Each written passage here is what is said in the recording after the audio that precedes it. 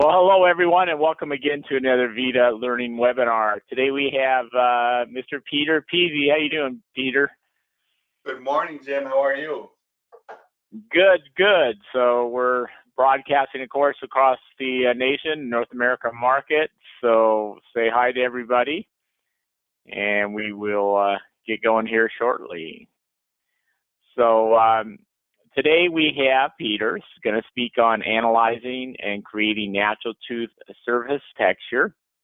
We often get this, Peter, right? We get a lot of calls, a lot of questions on, well, how did you do this? How did you create that? How do you look at surface gloss, surface texture? So thought maybe this would be another good topic that we could cover with you.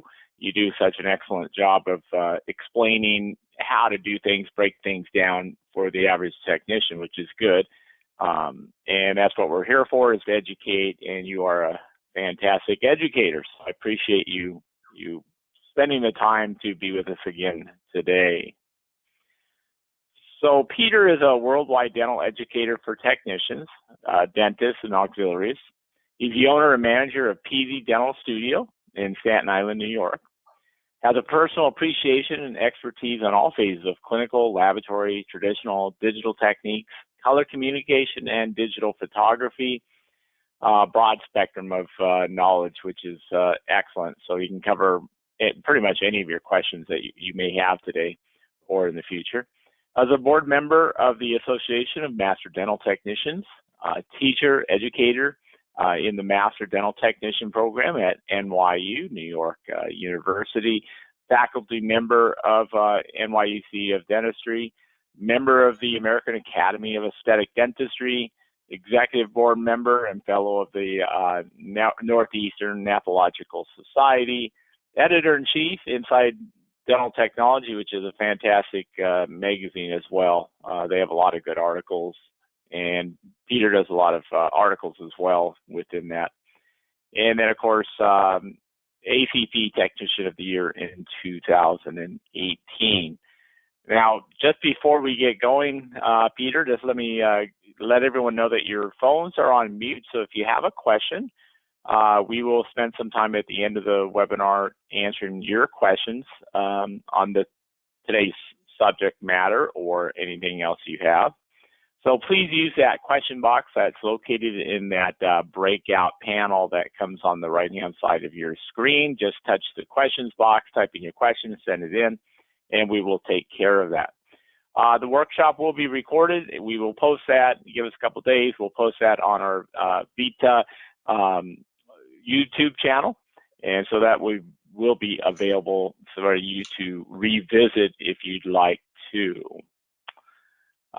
So again, analyzing, creating natural tooth surface texture. So as soon as Peter adjusts his camera, we will turn it over to Mr. Peasy. And I'm sure you will have a fantastic learning experience today, as always. You need to just give me the screen, Joe? Yep, no problem. So again, for those of you that are joining us today, this will be recorded. You'll be able to visit on the VITA North America YouTube channel. We've got all of Peter's past webinars, as well as many others posted. So please join us. Please look on that webpage, and you will see a lot of, we don't give CE, but you will see a lot of knowledgeable libraries on different various topics, various subjects that Peter has done. We also take care of, we have some digital denture videos on there that will be helpful for you to navigate some of the digital processing that we do nowadays. Everyone should probably be getting into digital sooner or later, or at least maybe you're starting to outsource to various laboratories. Printers certainly are coming down in price. However, you know, long-term permanent stuff is still, I think, a few years out to be tested and tried. But nevertheless, digital models and so forth, those are fantastic to create. And then, of course, we have the traditional denture teeth that we have many webinars, online programs, 3-day programs with denturists and or technicians that are also involved with the teeth and explaining how to go step by step for basic class 2, class 3 denture setups as well. And so we have a lot of various different many topics that you can cover. And if there's something you don't see that you'd like us to provide, then give me a shout out, and we will certainly try to put something together with one of the key opinion leaders that you think would be a good choice. Please give us that feedback. We're always looking. I'm just waiting for you to transfer the screen, just in case. I don't know if you were waiting on me. I'm sorry. Yeah, I'm just waiting on you. I see your nice gray shirt. So if you're ready, I will okay. Yeah, I will transfer over. All right. So I will make now. All right. I will now make Peter the presenter, and we will have him start his program. So Peter, Perfect. You are the presenter now. I see your screen. So we are ready when you are. Perfect. Thank you, Jim. I'm sorry. I was standing there waiting for you to send it over. That's why. I thought you were having some. Yeah, I thought you were having some issues. No, not at all. Sorry about that. I think I jumped up because I wanted to change the position of a slide or two, but after that, I was good, and I was just waiting for you. So no worries. All right, it's all yours. Thank you. Welcome everybody, and another interesting topic, and I think Jim really kind of picked this topic. So of course I reworded a little bit. I mean, in the end, I think really what this comes down to are these really 3 words, right? Typography, surface, and luster, and those are kind of really the keys to what we're doing and working on. I don't need to kind of go through this. I think most of you have already kind of spent a lot of time with us in our webinars and other places, but you know I'm working from the lab right now, so I'm in the lab. You can see it there behind me. As Jim mentioned, I'm the editor-in-chief of Inside Dental Technology, and I always encourage you to read through my editorials and obviously the magazine. And I'm running a little late and behind myself this morning because one of my friend doctors kind of spent a little time on the phone this morning. So Dr. Gordon, thank you for coming in and joining me, but you made everybody wait, just so you know, because you had to spend and ask questions about equipment, but I appreciate it. Good to hear from you, Dr. Gordon. So the topic today is really going to be surface typography, texture, luster, and those words. And I think when you look at the teeth you see on the screen, whether they're real or fake, you should realize right away that they're very different, right? Sometimes teeth are very smooth and have a very low luster to them. They're not very shiny, and there's not a lot of surface texture or typography on them. And other times, just the opposite. And part of our job is to kind of know the differences. And really, for us to be able to make teeth work, we have to have the ability to look at everything: the patient, the tooth position, the surface area that we're working on, if it's full coverage with the endosilicate, zirconia, or just, PFM or refractory. It doesn't really matter. In the end, the goal is to create what's right for that patient.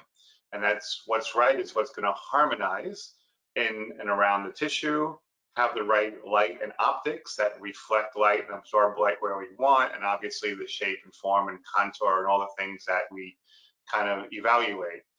The thing that we don't talk about enough is the surface typography. And I think this becomes really important for us because, believe it or not, and I know this is going to sound a little funny to say, especially in single center world or even larger cases, we get jaded in the sense that we think if we get the color right and the shape is good, the case is done. And I would argue those 2 things aren't as important as we give them credit for. In the end, it is really about the light reflection and how the surface of the tooth represents itself in that patient. And I want to kind of break down how this works for us a little bit. So first off, let's get the terminology correct, because I think over the years we've used words incorrectly, especially in the dental world. I still argue with doctors and even technicians sometimes about how we talk about incisal powder or or my body powder. Like, those are just not the right way to discuss and sound educated and understand the materials, right? So incisal powders are enamels or translucents. Bodies are dentins or pacified dentins or translucent dentins. So I want to use that right terminology. And I think more bastardized has been how we talk about form and the actual aesthetics of teeth. So as an example, back in the day, everything was called shape. We did use the word texture, but I think we used it very sparingly. And then glaze. Those were kind of the three keys that we talked about. What's the shape of the tooth? Does it have texture? And how shiny do we make it? Well, I'd make the argument that those have changed. And if we're speaking properly, shape is really about contour, the whole form of a tooth and how that form works in the space that we have to work in, or the space that the body has provided for us. Texture, although I still use that word and I think it's a good word, is really evolved into typography, the entire surface of the tooth. And then glaze, I've completely thrown out the concept of the word glaze because it's really just a silly concept, and that has become luster. And I'll explain to you what each of those mean and why they work. So contour is really about an outline. It especially represents the bounding area of a shape or form, and that's what we're doing. And by the way, a lot of times when you do that, you're using halo materials or brighter materials that have more opacity around the shape of the tooth to define your contour, right? So contour is an outline that represents the bounding area of what's in between it. And we want to make sure we understand how to use the contours of our teeth. Typography is the details that are involved in that bounded area. So that facial area of the tooth, and whether that facial area of typography is ridges or is lines and scratches or highs and lows, that's debatable based on what we see. But it is that defined area. And the key of that area for me is how it reflects light. Excuse me, my voice is a little shot today. So that's the typography. And then the last part is luster. I know we use glaze. I know we use glaze paste. I know we want more fluorescence and shininess in the glaze. And I have to tell you that teeth are not glazed. The concept of glaze was to seal the ceramic back in the days, so we didn't let moisture and influence of colorations get into our ceramic materials. They were much more porous. Today, that's not necessarily the case. Today, we're using glazing materials to do two things. One, we still seal the ceramic, so we don't interfere with any moisture getting in and out, or we create a shine or a luster on the ceramic, especially when we're using other materials, like lithium silicates and zirconias, where they don't really shine very well on their own. But making them too shiny is also a mistake. It's kind of funny that we think teeth are supposed to be these shiny things in the box and then we put them in the mouth. Just the opposite. We need to work through the surface luster. So these three words are contour, typography, and luster.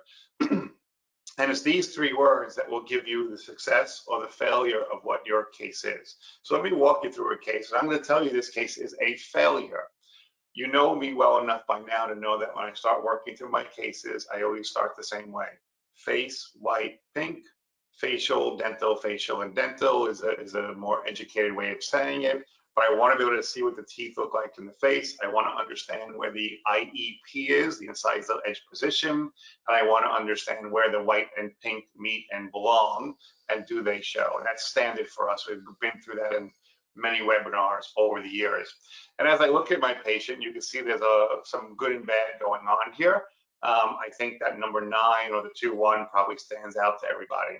And as I start to look at the case and I think, okay, that case has a nice contour to it. The form of the tooth is a really nice form. That's the entire face that it fills. And it has a great typographical surface on it. Look at all the little pits and fissures and lines and dots and things. But also what catches my eye right away is you'll notice the 2-1 or the number 9 is actually much larger of a space to fill. And no matter how detailed I make that tooth in color and value and hue and surface typography, it won't really look as good if I have something that's much larger in space. So my first thought when I started this case was, maybe I need to do an additive to the adjacent tooth. Maybe I want to make the two of them a little wider, and I'll add a little to the distal of the number 8 and just kind of blend them out. And I tried that in the patient's mouth, and to be honest with you, it didn't seem noticeable. So after I put the little additive composite in, I said, you know what, maybe we're better off sticking with the veneer, and we'll just kind of with a full coverage crown, whatever it was, I don't remember today, and I think it was a full coverage, and we can work it through with the size. We don't need to add to the other tooth and close the space. So that's what I did, and we went through all our normal things that we would do. Our shade taking photographs, which I've kind of talked about many times. And these photographs that when I've talked about them, I talked about gathering information from it. Well, part of the information that I am gathering is the surface of that tooth. And I would throw in that this is really the flaw. I think Jim mentioned the digital world and how we're using printing today. I print models. 30% of my models here are printed today.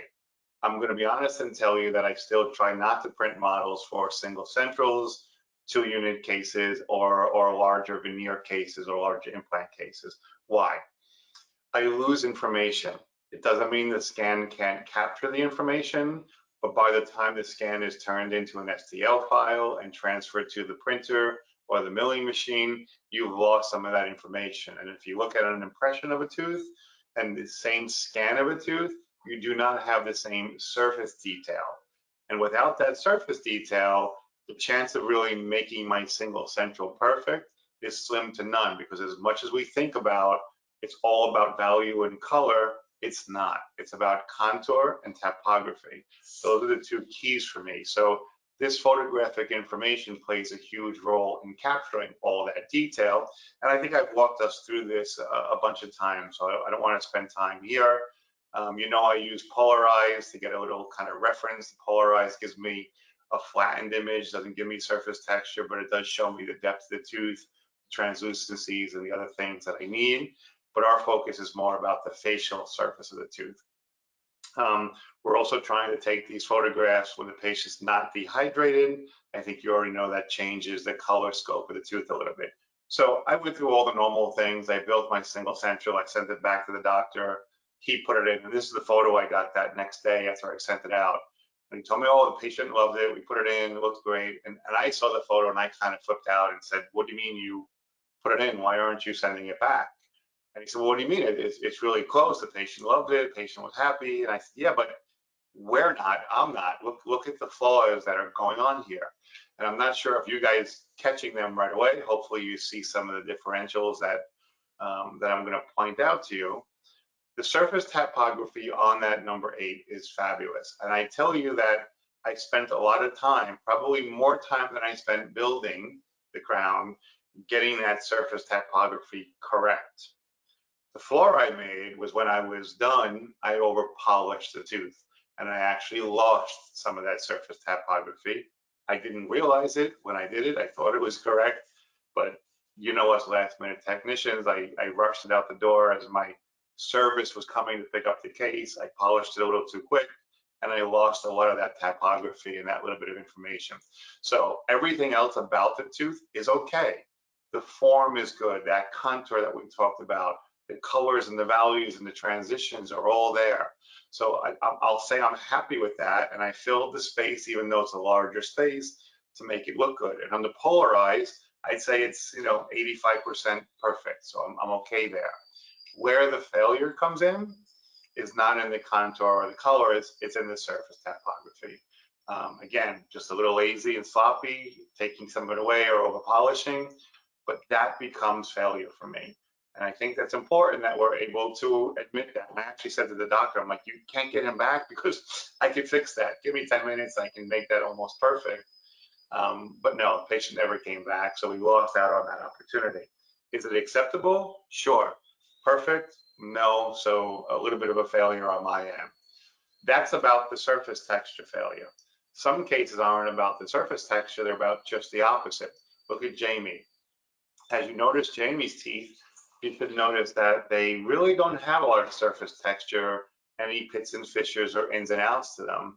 What they actually have is a very low luster tooth, not very shiny, very soft, kind of a more passive look in how the tooth resonates and how the light reflects from it. Believe it or not, those are some of the hardest teeth to make. Matching those colors, not that big of a deal. Getting the contour and form, not that big of a deal.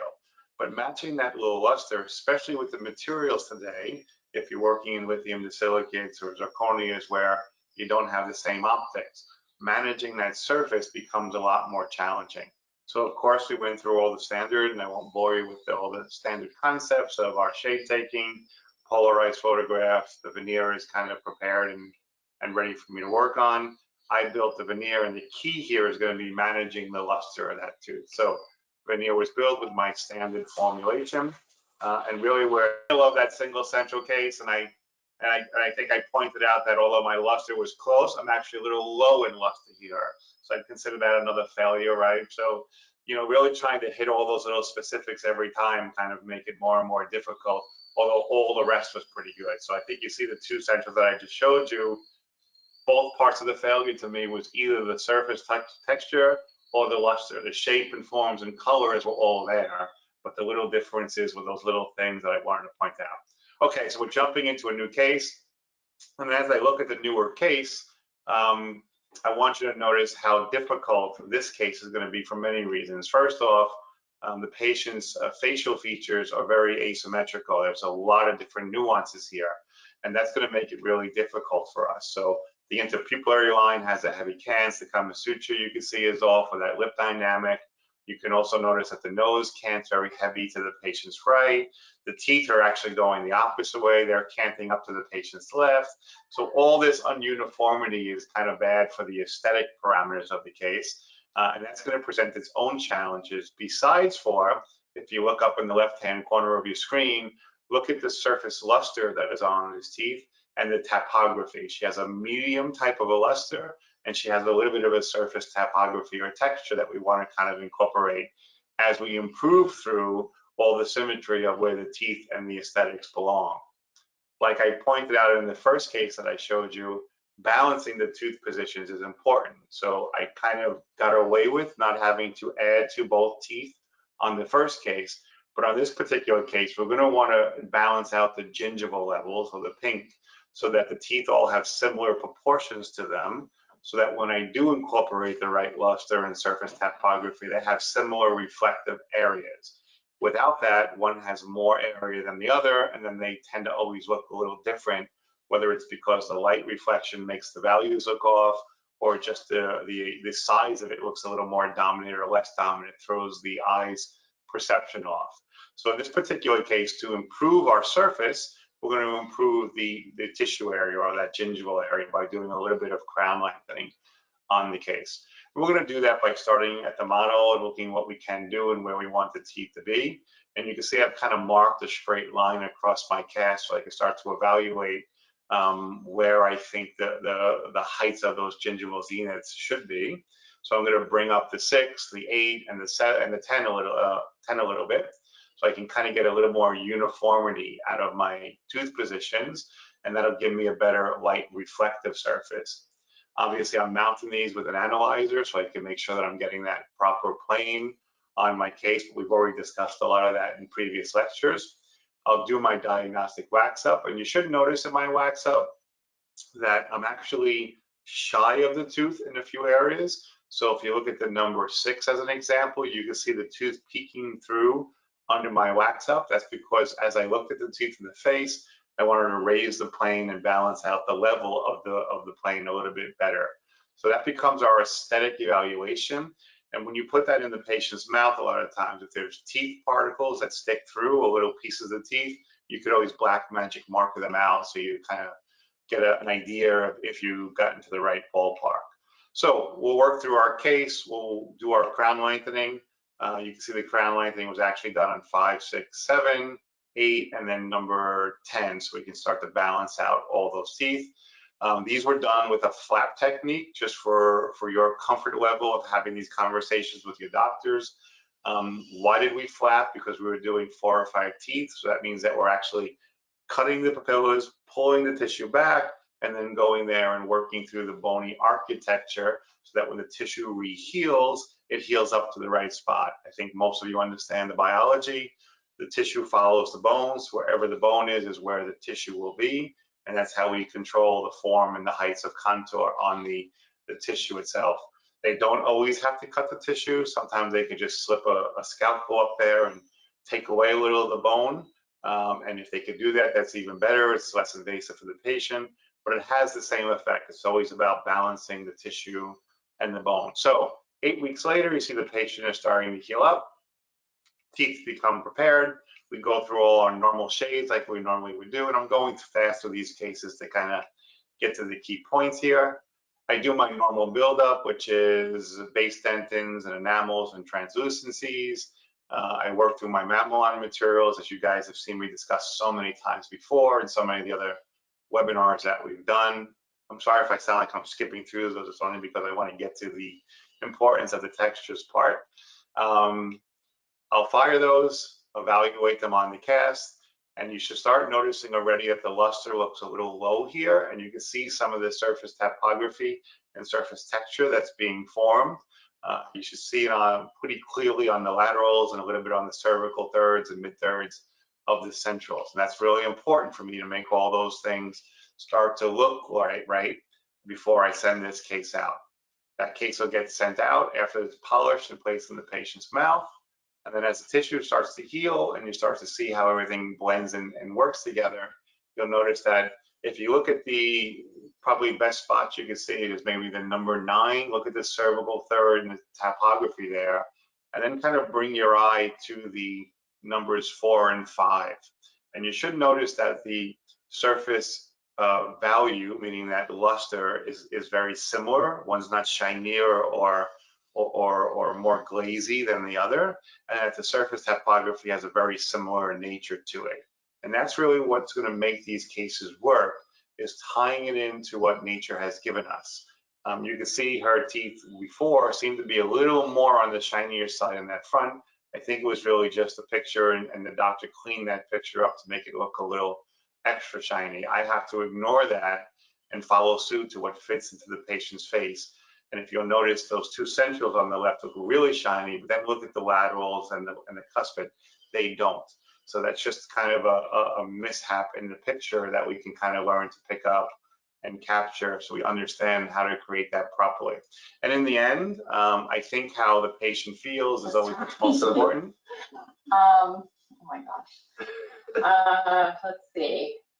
Put you on the spot here. Yeah. So, okay, so my kids are going to be, they want to be scary this year. Okay. So I have one who is going to be some kind of just like Death Eater of sorts. I don't know. So you don't have to walk through the whole patient, but you get the idea, right? We change how the face looks, we change how they feel, we change how they speak, and we're creating that symmetry in the face. But don't for a second think that the little details aren't the one that really make that work. I think the shape, the form, and managing that all is the easier part. I think the devil's in the details, and managing the surface contour, the typography, and the luster is really where it becomes challenging. So I'll just walk you through one more case quick, and then we'll dive into kind of the keys here. This patient, again, wanted a whiter, brighter smile. You can see they had somewhat of a higher luster on their teeth naturally, and not a moderate, maybe surface typography on their teeth. So you can see that there. Although notice the typography on the 2 centrals is much more aggressive than what you see on the lower teeth. So if we're changing the whole upper arch, which in this case what we're doing, we're better off matching what we see more to the lower teeth rather than trying to recreate what we saw on the 2 centrals. So case gets prepared, all the normal work is done, case is provisionalized. And by the way, I'm just going to go back and show this one photo. This case was originally provisionalized. I'm not sure what the material was. It was some type of a bisacryl. And I spoke to the doctor and I asked if she wouldn't mind changing the temporaries, which by the way was a lot of extra work for her, but just to show you the passion and the heart that the doctors I work with, she did. She went back and changed the whole case to a composite provisional. And the reason she did that, by the way, a lot of work, a lot more expensive, is because you wanted the patient to see all the little detailing things that we're working with. And sometimes with the less expensive bisacryl materials, you kind of get this chalky, looking tooth, and that's not really the most ideal for the patient to be walking around with 2, 3, even sometimes a month or two, depending on the type of case that we're doing. They kind of get used to seeing that ugly monochromatic tooth. So the preps were done. They're beautiful, by the way. This was a VM9 case, and I used refractory veneers. I won't walk you through the buildups. I've done that a dozen times over the last few webinars, but you get the same concepts of how I build my canvas, my mamelons, and then finalize my surface. So what am I looking for when I get to this point is my contour, making sure that I'm getting similar light heights of contour, and the red pencil is your best friend here to really mark out those areas and see that you're getting similar contour reflecting areas. And then I can start working on the surface typography. You'll notice I put a little typography in. I wanted the teeth to look younger, and by the way, more aggressive typography or texture usually makes the tooth look a little younger. So you want to balance that out. If your patient's 80, then aggressive typography is probably not the best thing for you. At the same time, you could put a little bit of in or a little ins and outs of the ridges to kind of let the teeth look a little bit more natural, a little bit more real. So these were placed in the patient's mouth. Everything worked out fairly well, and I think you can see that that kind of worked for that patient. I apologize for the last photo. It's a ring flash, so you can see it kind of, you lose a little bit of that surface, but he wanted a lighter, brighter, and it worked out. So and there we are. You can tell it's a ring flash because of how the light is bright in the center of the tooth. But what you should notice here is even though they're whiter and brighter than the lower, look at the light reflectance. I have a moderate texture. I have a little higher kind of a luster surface, and that surface blends with the lower teeth, even though the colorations are different. The plan was for him to bleach the lowers or eventually come back and do the lowers, which I hope he did. And I follow the same procedure no matter what the restoration is. This case is maybe window veneers, so young patient, you can see they have a middle or moderate luster of the tooth, a moderate amount of surface typography. I'm going to create some window veneers here that are just covering over the patient's tooth, so they're basically transparent. But even in those, notice the detail in the surface typography. Notice the ridges and the ins and outs. Even though most of my veneer is just transparency, I'm still incorporating some of those highs and lows and some of that typography, because that's what's going to help to make them blend as we slide them in the patient's mouth. So here are those additive veneers slid into the patient's mouth, and you can see they harmonize with everything else behind them because it really just blends. I have a similar luster and similar surface typography that make that all work. So let's get to the meat of this. To really change the perception of how you see things, it has a lot more to do with understanding the surface. And I kind of ran through a few cases to show you some of the ins and outs, but really what it comes down to for me today is that you have a better understanding of the actual surfaces. So let's start with the actual contour, and then I'll work our way in to where the textures parts are.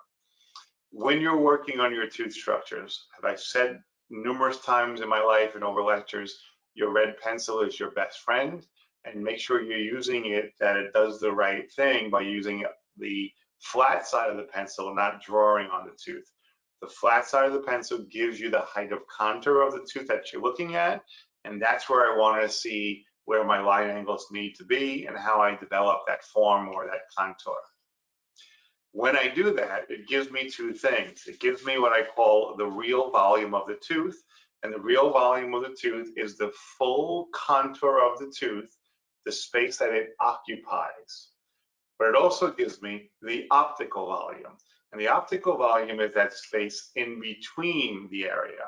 And usually that optical volume is where you're going to see the greatest amount of surface texture or the typography of the tooth. Now, I want to be clear about this. It doesn't mean that you need to keep all your surface in between those areas of reflection. It just means that's where you notice the most of it. And as you start to go around to the outsides or passing the optical width of that tooth, you should still have some surface texture and typography. It just doesn't pop out at you as much. So sometimes you actually need to add more in those areas because the light reflections doesn't really hit those areas the same way, and you tend to lose some of the detail that you see. So as you're thinking about your surface typography, think about it twofold. what is the surface of the area that I'm working with in the optical view of the tooth, and what is the surface typography that I'm working with in the real contour or form of the tooth. And those are the areas that I want you to kind of think through. Now, also when I think through form, I'm also looking at how it lays with the tissue and how the emergence profile of the tooth gives me that information. So you'll notice that if I mark out where the angles are on that tooth, that's where the height of contour will be, or where my line angles will be. Or if I want to go back and show it to you this way, that's where you'll have the line angles and the greatest area of light reflection. So those two red lines that you see there right now are basically coming from this. That's where my height of contour comes, and that's the area where I'm going to get the greatest reflection on my tooth. And let's remember, every tooth form is different coming out of the gum, or coming out of the bone, I should say, and how it emerges out of the gum. But those heights of contour are really what's going to be what makes that work. So let's look at some of the actual surfaces and textures. And I have to give a shout out to my friend Aki here, because I think Aki did a piece on this in QDT, probably about 10 years ago, and it's still my Bible. I think it's really was done so well that I don't have to reinvent it. It was really done perfectly. And what I'd like you to look at is the detail of the surface on, obviously on that stone cast, and the beautiful surface texture that you see on those natural teeth next to it. What I'd like you to be aware of that everyone is so different, right? Again, and I tried to make that example with the cases, but I wanted you to really see it so that you can understand how, now I think it's a little easier to understand that. I've explained it a little bit differently, I think.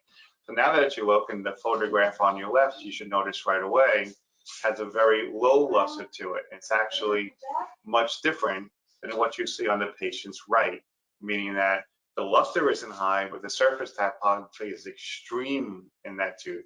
And by the way, if I had to ask you to make one of those teeth, I'm not sure which one you guys would pick.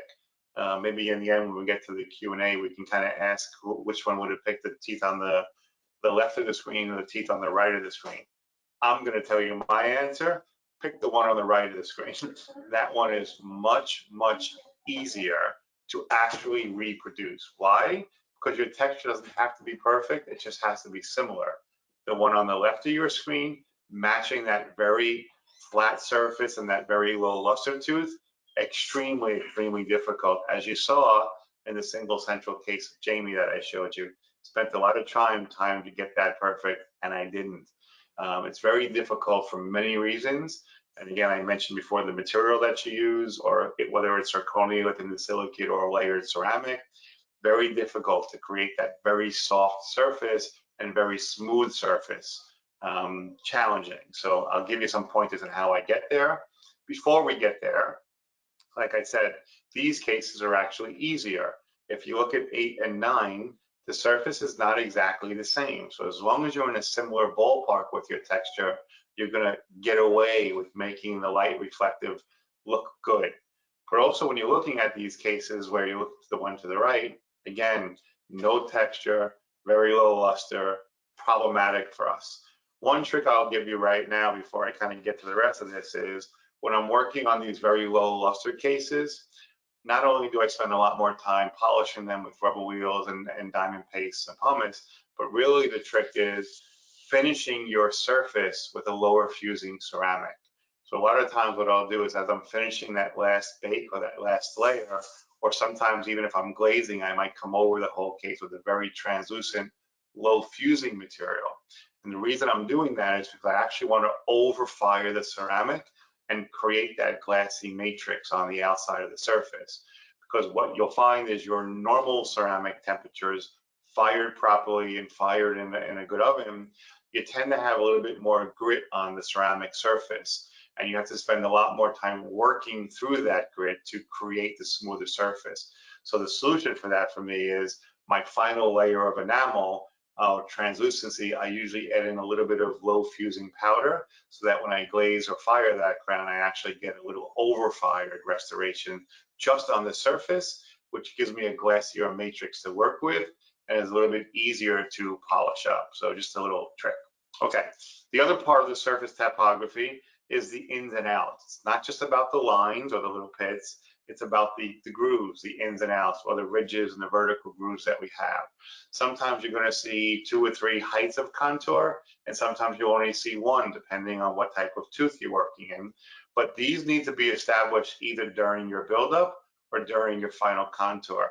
And I referenced Aki before because a few of the pictures I showed were his pictures. I want to give him credit, but I'll also reference Aki because one of the first courses I ever took way back when was with Aki, and I'll never forget that somebody raised their hand and asked him the question of how long it takes him to make a single central, because he was showing a single central that day. And he said what I thought was the smartest answer, although I probably didn't understand it well at the time, and it's probably the answer I give more now today myself. He said the build-up takes me 20 minutes. Then I spend 3 days working on the texture. That's a little extreme, but also his texture is the best, right? So I think that's kind of an important way to look at it, that those little details are sometimes way harder to hit. And I think I showed you in those first 2 cases that we got the form, the contour, the coloration's all right. But those little details of missing the texture or missing the luster are really what make them work. Okay, the second part of this is the horizontal ridges. And you're going to notice that a lot of times the horizontal ridges sometimes are a little more wavy, and depending on the shape or the form of the teeth, they have a little more depth to them or a little less depth to them. And that's you determining what you're matching either with the adjacent teeth or the age that you're looking to create with the patient. The more ins and outs you put, the more you tend to make younger looking teeth, and it might not be appropriate for every patient. So be aware that we want to create some ridges and grooves and some horizontal ridges and grooves, some concavities and convexities, but we don't want to overdo it. And the last part of that is the pits or the little irregularities. Those are really important. Sometimes they're straight lines, sometimes they're actually little scrapes of lines here and there, and sometimes they're just little dings and dots that you can kind of make as you're working your way through the case. So those are kind of the most important parts. And then lastly is what we call the pericomata. And the pericomata is kind of what I call the simplest thumbprint that you could give a tooth if you're not really sure how to develop it. And if you take a good look at this picture, what you'll notice, go all the way down to the middle third of the tooth and the incisal edge. Notice I've created kind of a big U shape with a line there. And that line would be the first line that I would start. It starts in the center of the tooth. And then after that, all I'm doing is making each line follow each other. So everything that looks that it went one way or the other way only changed because all I was doing was following that line, and the form of the tooth kind of dictated that pericomata. So that's another important part of the tooth, but you tend to find that much more in younger teeth. Although when I'm teaching courses, a lot of times I say this is the simplest fingerprint you can put on a tooth, is just start with that little U shape and just follow the lines down to the cervical. And it does help to create a nice kind of a surface typography for you to work from. Now, I'm evaluating this all the time. So even if we're doing a wax up, I'm already starting to look at the ridges and grooves and where the light reflects from. And all those little areas are important to me to capture in the wax up or in my ceramic. The key now is how do we transcribe some of those things? And I know that's kind of the question everybody's really been waiting for 30 minutes to find out. So for me, I use a multitude of different tools to do that. And I'm never afraid to draw them or mark them with my pencil. I find my height of contours, mark out where I see the divots. You'll notice on the picture of that tooth, not only do I have a little lighter lines and heavier lines, that's kind of telling me some of these spots are a little deeper, some of them are a little more facial. I'm also putting some circles or some little rough areas. I'm kind of showing that there's a little bit of an indent or might need a little bit more of a concavity in that area. And then I'm going to work my burrs. And I predominantly use these 3 or 4 burrs. And I have to be honest, over the years, I kind of changed them. Right now, I'm using a diamond, kind of like a real diamond shape burr that I didn't put in here just for the sharpness. Sometimes I use a flatter burr. I don't think it matters, to be honest with you, which burrs you use. I think it's how you use them that matters. And what I mean by that is, no matter what tool you're using, they all have the ability to do different things. And I don't want to be one of those people say you use this tool and you get perfect surface texture. Not true. Sometimes I need 9 different burrs to create the surface texture. Sometimes I need 1. And I think what's really more important is that you understand what the burrs do. So this is kind of the best example that I can give you to get an understanding of how the angulation really affects what happens. So if you look at the picture to the left of your screen, you should notice that I'm coming down level to the plane of the tooth facially. And as I make my lines or grooves across that, realize the effect that that's creating. It's kind of creating almost an L shape on that tooth, meaning that I'm creating a line in the tooth, but because of the flatness of the burr, I'm also taking away a little bit more of the tooth. So that would be more of an L-shaped type of a texture that I'd be creating. If I simply move the angulation of my hand and I get a little bit more of the point of my burr or instrument that I'm using in there, I'm creating a little bit more of a V shape in there. So I'm getting a little more depth into the tooth and kind of creating a little bit more of a V shape. And then the third angle, when I really drop that burr or that stone down, I'm actually reversing the L. So now I'm getting my L shape or my line kind of in the tooth. And then because of the angle of the burr, now I'm starting to get a little bit more reduction below it. So it's kind of reverse L, as I would call it. Now, all of these are just the start of the lines and grooves and the ins and outs that I want. And at the end, I'm going to want to round them and soften them and not have an actual L shape. I just want maybe the impression of the L shape, and then I might want to round over that tooth. How do I round it? I could use the same burr. I might use sometimes a taper burr. Sometimes I use a slightly duller or actually this greenstone at a very low speed, where I'll actually just kind of roll over the whole tooth softly with my greenstone. I do like a certain diamond for that. I'm using a pear-shaped diamond for that right now, a smaller one that I've kind of migrated towards over the years. But like I said, I switch them kind of often, whatever I'm in the mood for, whatever I feel is right. So you'll notice that I kind of created that surface texture. I actually used a little bit of a silver coat to evaluate it and then started fabricating the restorations.